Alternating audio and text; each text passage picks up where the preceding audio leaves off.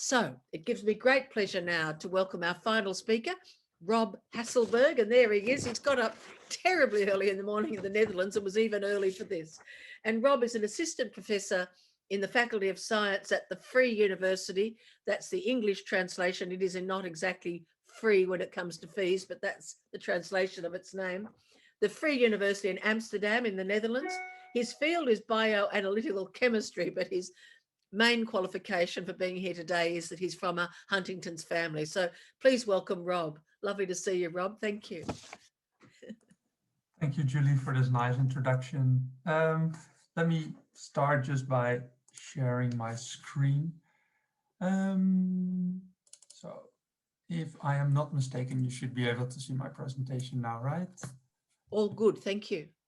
Perfect, great. So feel free to write stuff in the Q&A or the chat if you want to have it during my presentation. I don't mind to be interrupted. As a teacher, I'm used to that kind of interaction. So I thought, how can I start? You know, it's like this session is called Achieving Better Consumer Outcomes. I thought maybe I would at least change my title, let's say, is how did I actually become involved in HD advocacy? Because that is the story I can tell, and maybe the same as Julie, let's say, from where I've come from and the journey I've taken. And I understand if I show you my journey, not everybody has these opportunities, but I will circle back to that at the end of my presentation. But before I begin with the actual content, I just want to say it's great to be back. I was just talking to the other panelists here. I've spent some time in Australia for my work down on Tasmania, but I also had an opportunity through work to visit other parts of Australia. Some of you might recognize the pictures here if you are from that specific region. Unfortunately, I mainly made it to the East Coast and didn't manage to get all the way up north or west, but that is still definitely on a travel to-do list. Because I really enjoy your country for the time that I've spent there. And maybe interesting to know how me as a Dutch guy, you know, ended up here. There has been some Australian connection over time, although maybe we did not realize it would lead to this presentation. So these have been two occasions that I met representatives from Australia. So one was at the European Huntington Association in 2019, and another was an HD COPE meeting in 2019 as well. And for those that don't know who the Australian in the picture are, I just want to highlight them a bit. You can see me, I'm center front in the green shirt on the one side, and in the other one, I'm actually literally sitting next to Jan from Queensland. Although I don't look very impressed here, I'm probably more checking my phone for something. So I will come back especially on HD COPE later in my presentation, because I think it is a nice vehicle for patient advocacy. And as you can see, I am involved in that. So before I go there, I just want to say a few words about myself. Who am I? So my name is Rob. I'm 38 currently. I'm Dutch. I live in the Netherlands. And as Julie introduced me, I'm a chemist by training. I work at the university. I'm a researcher and a teacher.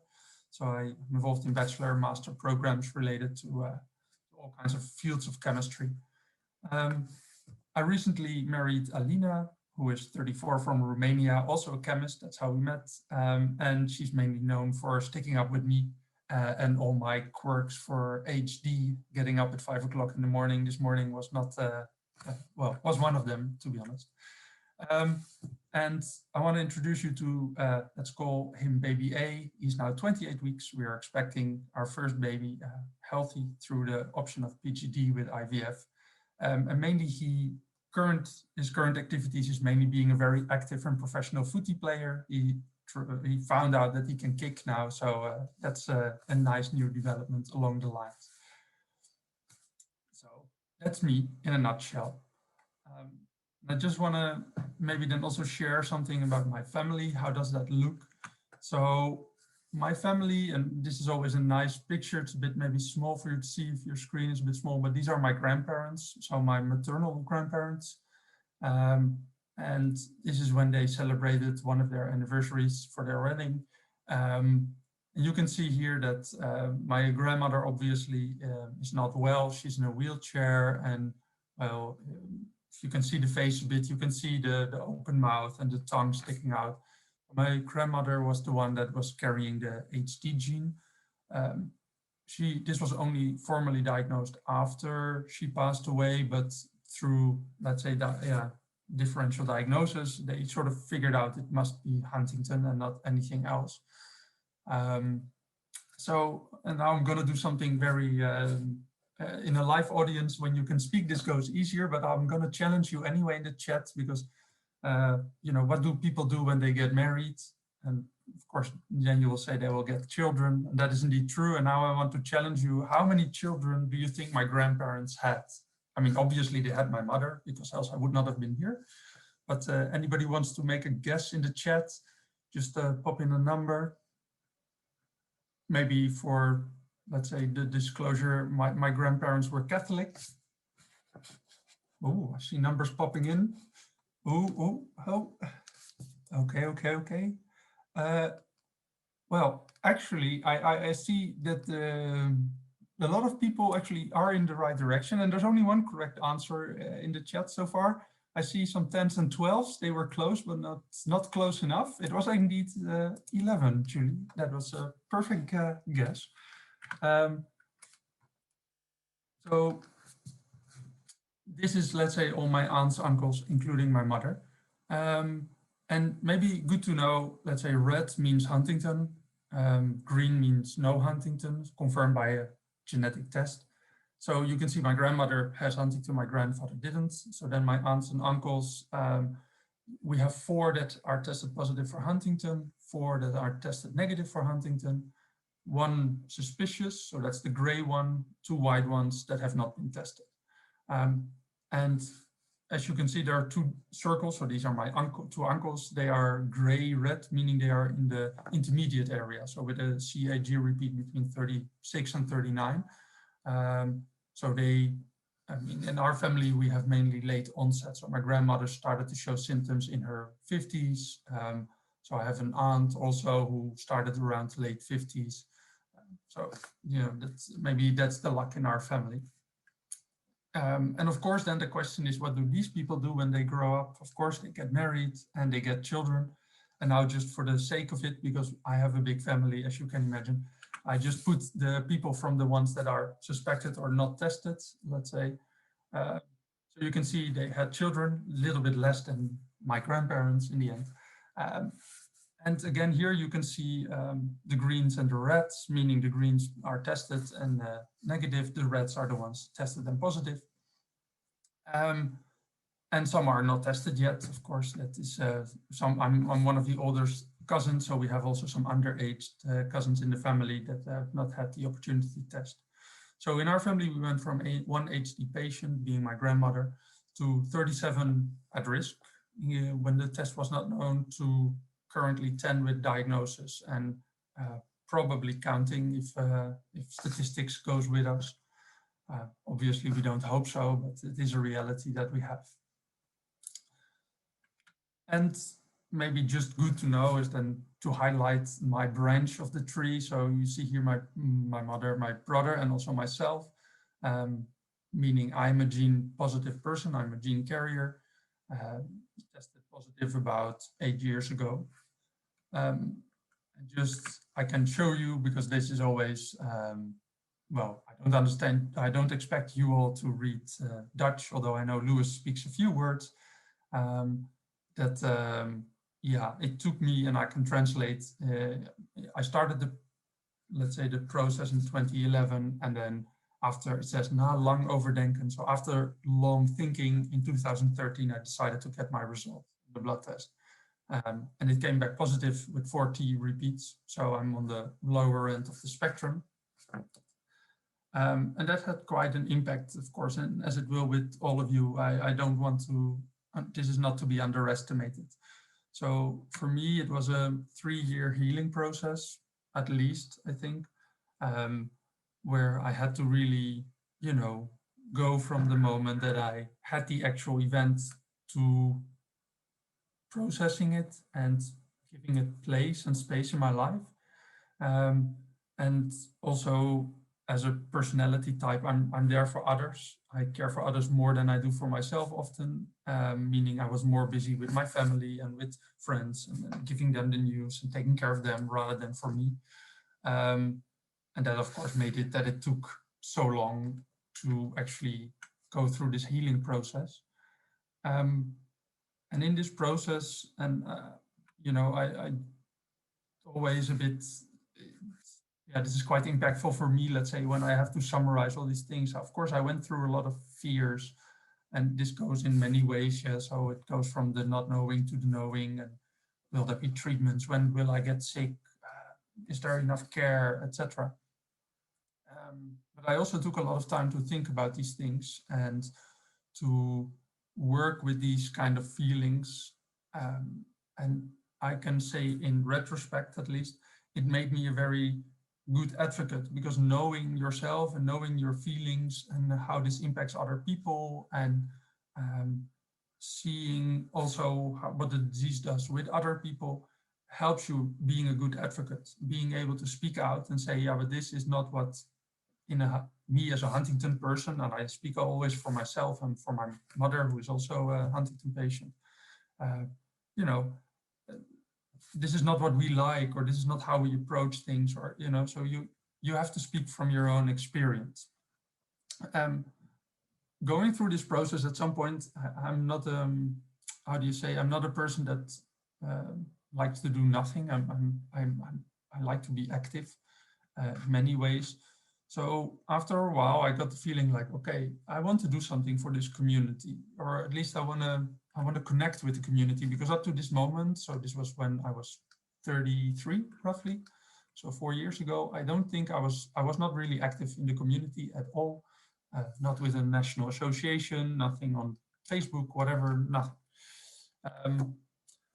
And let's say the motivation came, and this is maybe a graph you have seen in any shape or form, of course, because I also started to realize, you can see here is your repeat length versus the age of onset. And I think this comes from one of the first studies that came from Venezuela, when they actually discovered the gene, and they made this kind of correlation between the repeat length and the age of onset. Of course, I know that I'm in the lower end, so in the shorter, long repeat length, so to say. But I started to realize that I'm coming now into this error bars, meaning there might be a moment now that I will get symptomatic and I cannot do things anymore. And I do think I can contribute as a person and from the family experience that we have. So, and then the question is how to get involved. And that is, for me, this was an interesting, well, quite steep curve, to be honest. So it started very locally. So I went to a youth group, and actually I didn't really want to go, but my brother wanted to go. He sort of forced me to go. Well, forced. He kindly asked me to join him, and I said yes. And it was nice, because I met, for the first time, I was in a room with more than just myself and maybe some family members, but some other families and positive people. And just talking about, it was about research and progress in research and medication. So it was really a positive outlook in that sense. It was a positive conversation. And I sort of bumped into a person. So this was co-organized by the two organizations that we have in the Netherlands. So it's the Dutch Huntington Association and the campaign team Huntington, which is a fundraising organization. And I started talking to somebody from the Huntington Association, just like, oh, who are you? And he heard that I was a scientist. And he said, well, then I know, do you want to get involved? Maybe then we have a science committee, let's say, so people that have an interest in science. Maybe you want to join, or maybe the chairman can give you a call and, just see where it goes from there. So I said yes to that and started talking to the chairman of this little subcommittee that the association had. And we quickly came to the conclusion that, with my scientific background, I could maybe be a nice addition to that team and to think. We work on things like poster sessions. We have a national science meeting once a year. So as an association, we give a grant for the best poster, like small things, but just to stimulate science a bit and to appreciate the work that has been done. So that was really nice. So this was around 2016. And then in 2017, I actually made a step by volunteering to become a board member of our association. We were a bit short on board members, and I thought, well, I can complain about things that don't go right in an association, or I can just go and do something. So I did, actually. And the members of the association elected me in the end also to the board. So I think that was the important step. And at the same time, I told my fellow board members, well, I'm not sure what you're going to do, but there is this European Huntington Association conference in Bulgaria, and I'm going because I just want to meet not only Dutch people, but I want to meet international people. And the consequence there was that I met this great bunch of people from all over Europe. And I think that was also one of the places that I met. Well, there were Americans, South Americans, I mean, from all over the globe, actually, they were there. So, and that really felt so empowering that I decided in the end to also volunteer for the European Huntington Association. So I told Astrid, the chair of the EHA, well, if you have a job for me to do, I'm more than willing to do so. It's fine, I can make time for this. Not knowing that actually what happened is 1 year later, this new initiative started. So this is the HD-COPE. It's the Huntington's Disease Coalition for Patient Engagement. It's quite a mouthful, long sentence, but the idea of this initiative is that family members, and here you see a picture from our first meeting, it was in London. So these are all family members from Huntington families, from Northern America and Europe mainly at that moment. Recently also people, as I showed you in one of the earlier pictures, so Australia was there, China was there, South America. So it is growing a bit in direction. So this is a group of people brought together, and we get actually training on more clinical trials and science, so to say, to be better advocates for pharmaceutical companies, so for clinical trials. Meaning that we sit at the table with people like Roche or Wave or Unicure, and we tell them our stories, obviously, but mainly in the perspective of clinical trials, saying, well, as an HD patient, things take a bit longer, so please don't book all the things in a clinical trial in the morning, one back to back. You need space in between. The person won't move that fast, might be hungry, needs to eat, needs to rest. Make sure that these clinical trials that are now quite a lot, of course, being developed, or unfortunately some of them have already stopped, that they are designed in such a way that the outcome can be, is more centered around us as HD patients and families, and not so much about, of course, it's about the clinical trial, but that our perspective has been taken into account. And I think this has been very impactful in the clinical trial. So you see it in, I think now all the pharmaceutical companies talk with HD-COPE because they do appreciate the fact that, they can make a design for a clinical trial that is really patient-friendly in that sense, and get an insight on what works for us and not per se what they think.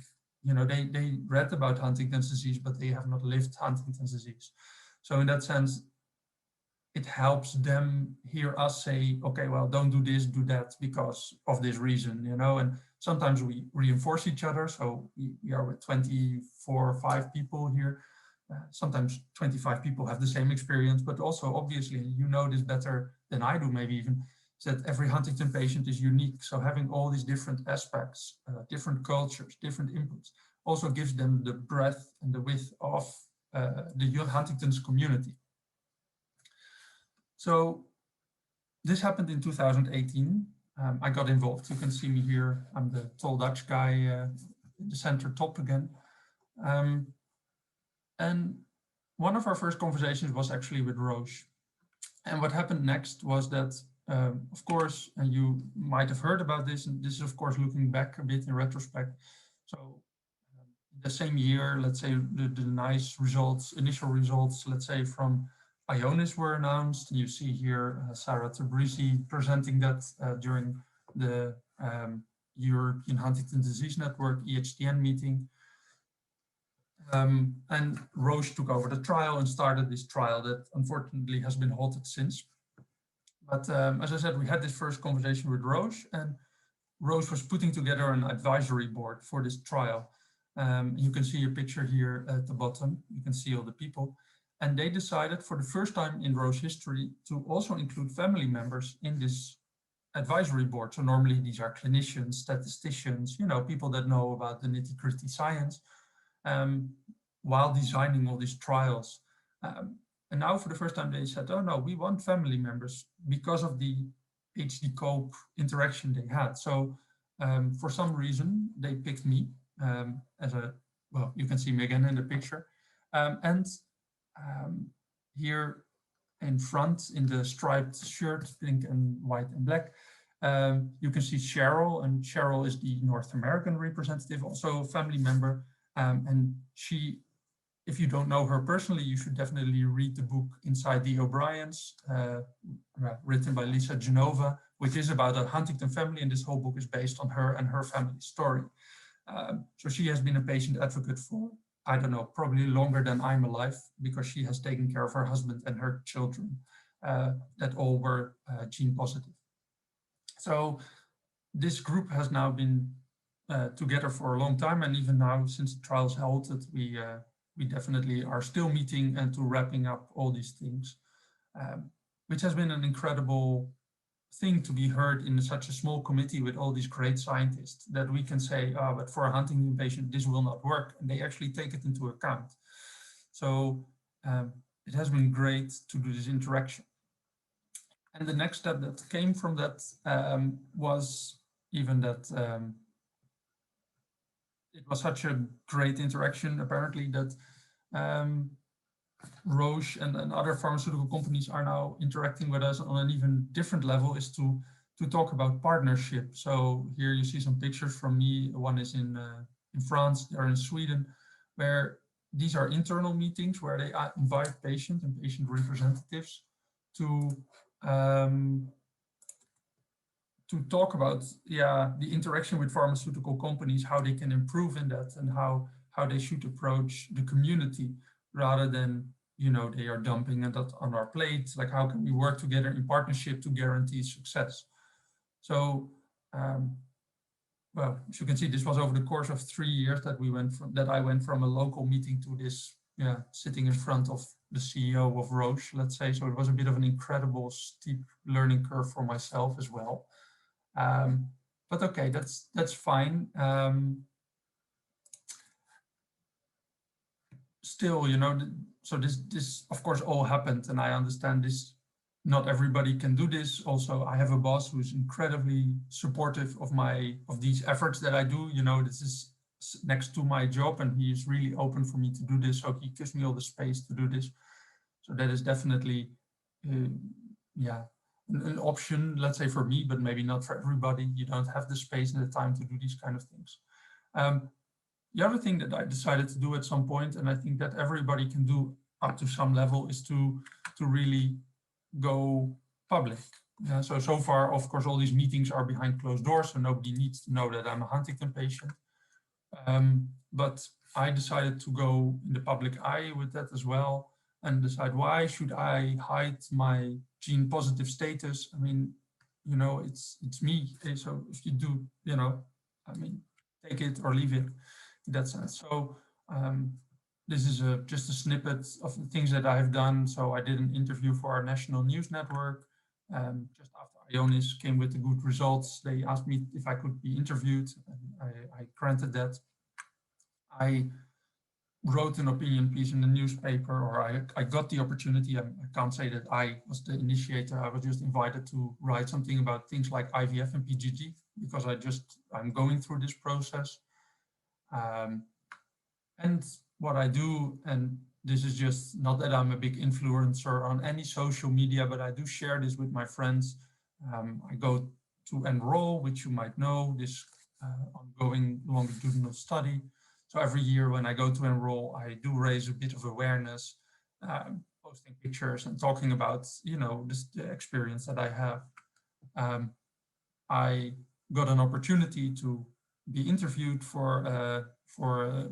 this was supposed to be some kind of national event around IVF as well, and PGD and those kind of things. This happened just before Corona. So in the end, the movie was released, but unfortunately due to Corona, the event could not happen. So it didn't have as much impact as we were hoping, but still I'm very proud to be being part of that project. And, sometimes it's just simple.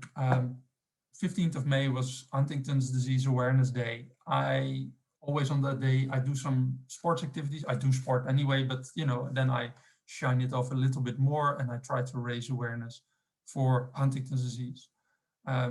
These are small things. I mean, it's not that I reach hundreds of thousands of people with it, but I do reach my close circle of friends and they know what this is about. And, this was from this morning, just when I was in the waiting room before we started, I just, pointed out that there's this conference going on in Australia and I'm actually looking forward to meet you. And that has happened so far. So, small things, it's just a like, a share or a comment, that can already raise more awareness than you are probably aware of. That is something that, I think we can all do in our own limited way without being in the forefront and being a public speaker, let's say. So funny enough, and I was just thinking about that the other day, is that now it's COVID times. Of course, we can't travel, or well, not so much anymore, and things have changed. So it also gave me an opportunity to ground myself again a bit and, come back to the beginning. So what I noticed in the Netherlands, especially, is that there are not many, for young people, there are not many options to communicate with each other. They seemingly find it difficult to find each other. And I recognize that having been young, let's say, in a Huntington family. So what I started to do was just have, again, these youth meetings. I reinitiated them because they have been since 2016 a bit quiet. So I just opened up a Zoom link and I said, yo, if you want to join and let's talk. So in the end, what I did, I went back from local. Well, I came back to the local and I'm now just every now and then have these informal meetings with young people and just talk about what is bothering them and how can we help each other, which actually can really strengthen you in your knowledge. And well, I think Julie gave a nice example how she does this for her daughter. And I think if we have all the knowledge, then we can definitely do that for each other. So almost coming at the end, this has been mainly, what I've been doing has been mainly focused on cure drug development because my background is in chemistry, so I'm quite happy in that area. And what about care? And indeed, it already came up also, Julie, moderator, said something about it, and it also came in one of your earlier sessions. So a long time ago, our chairman, so this was about 15 years ago, our former chairman of the Dutch Huntington Association was also the director of a care home where he had Huntington patients. And he said, maybe we have a lot of good practice and information. Why not to share it? So what they did, and it took a long time, so they started a care network, so a network of care providers, very small, informal initially, with small meetings, talking to each other about best practices. And now about roughly 15 years later, this now has gotten a big Dutch government grant to become one of the big expertise centers in the Netherlands for rare diseases. So they went from nothing to quite well funded currently. They do all kinds of trainings, make protocols, share experiences. And this came from the patient association. So from the patient saying, we need this, our chairman thinking, hey, but we need to have this kind of network around. you know, it's baby steps. It took them a while, but definitely we have now on this country that is half the size of Tasmania. We have 10 specialized care centers, and they all interact with each other. And I think that is very important as well, because we cannot cure people, but we definitely have to care for people. So almost at the end, and I thought, how do I close this off in a catchy way? And then I saw this on Instagram from Mandy, who is running the Huntington's Disease Association for Africa. She actually posted this picture, and I think this says it all, you know. So how do we achieve better consumer outcomes? Well, first of all, advocate, connect, and spread knowledge. So make sure that you have the knowledge about your situation and what triggers you, but also how does the disease work, etc.